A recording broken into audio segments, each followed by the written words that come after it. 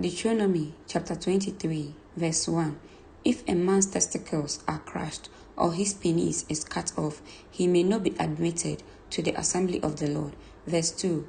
If a person is illegitimate by birth, neither he nor his descendants of 10 generations may be admitted to the assembly of the Lord. Verse 3. No Ammonite or Moabite or any of their descendants for 10 generations may be admitted to the assembly of the Lord. Verse 4. These nations did not welcome you with food and water when you came out of Egypt. Instead, they hired Balaam, son of Beor, from Pethor in the distant Aram Naharaim to curse you. Verse 5. But the Lord your God refused to listen to Balaam.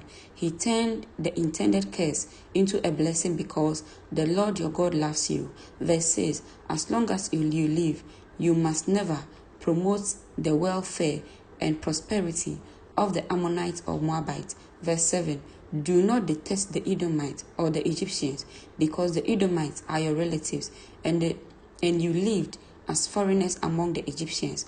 Verse 8. The third generation of Edomites and Egyptians may enter the assembly of the Lord.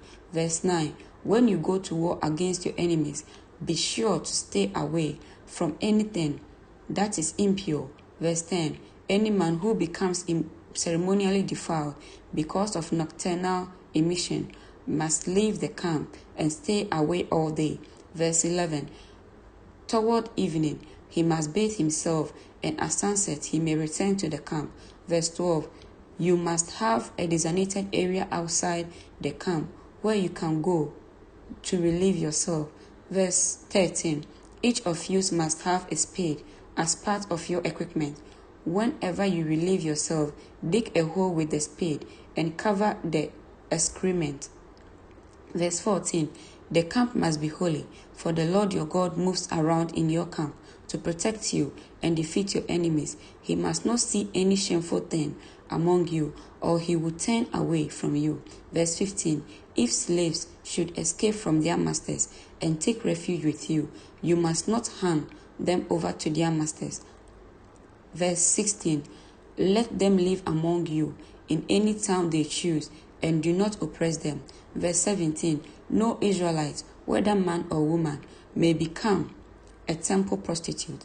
Verse 18. When you are bringing an offering to fulfill a vow, you must not bring to the house of the Lord your God any offering from the earnings of a prostitute, whether man or a woman, for both are detestable to the Lord your God. Verse 19. Do not charge interest on the loans you make to a fellow Israelite, whether you loan money or food or anything else. Verse 20.